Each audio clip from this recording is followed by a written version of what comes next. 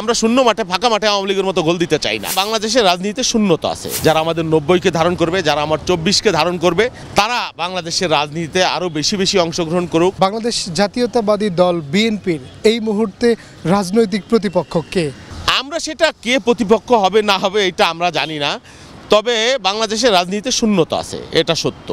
আমরা চাই আরও বেশি রাজনৈতিক দল উঠে আসুক, বিশেষ করে তরুণদের মধ্য থেকে আসুক। রাজনীতি নিয়ে এই বৈষম্য বিরোধী ছাত্র আন্দোলন বা নাগরিক সমাজ, তারা কেউ বলছেন রাজনীতিতে আসবেন কি আসবেন না, এটা একটা ধূম্রজাল আছে। আমরা সেটা চাই না।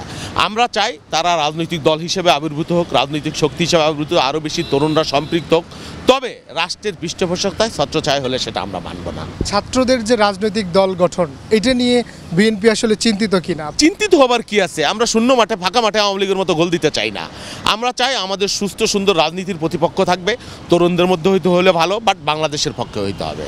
সবার আগে বাংলাদেশ, এই চিন্তা, এই ধারণা যারা ধারণ করবে তারাই, যারা আমাদের 71-কে আমাদের অস্তিত্বকে ধারণ করবে, যারা আমাদের 90-কে ধারণ করবে, যারা আমার 24-কে ধারণ করবে, তারা বাংলাদেশের রাজনীতিতে আরও বেশি বেশি অংশগ্রহণ করুক।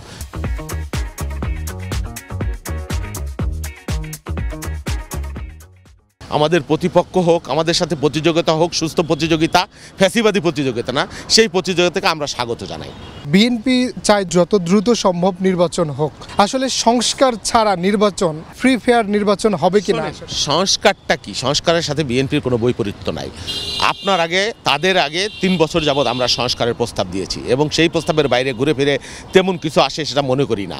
এখন আপনি সংস্কারের সীমা কি, পরিসীমা কি, কতটুকু করবেন সেটা আপনার ব্যাপার, আপনি পরিষ্কার করেন। সরকারে যারা আছেন বা যারা সংস্কারের কথা বলছেন, এখনই সংস্কার করে বা সংস্কারের আগে নির্বাচন হবে না, তারা যারা বলছেন তারা বলুক কি সংস্কার করতে চায়, সেটা নিয়ে ডায়লগ হোক অংশীজনের সাথে, পলিটিক্যাল পার্টির সাথে, স্টেক হোল্ডারদের সাথে, তাহলেই সেটা একটা সমাধান হয়ে যাবে আমি মনে করি। আর সংস্কারটা, মূল সংস্কার আমি মনে করি এই যে কেয়ারটেকার সরকারের প্রভিশন ছিল না, সেটা যে আমাদের আবার সংবিধান অন্তর্ভুক্ত হচ্ছে বা সেটা যে ফিরে আসে, এর চাইতে বড় সংস্কার তো কিছু না। আমি মনে করি এই সংস্কারের মধ্য দিয়ে নির্বাচন কমিশন সংস্কার হচ্ছে, এই সংস্কারের মধ্য দিয়ে আমাদের যে কাঙ্ক্ষিত অগ্রযাত্রা গণতান্ত্রিক, সেই অগ্রযাত্রার 70 ভাগ, 60 ভাগ, 75 ভাগ এটা অর্জিত হয়ে যাবে।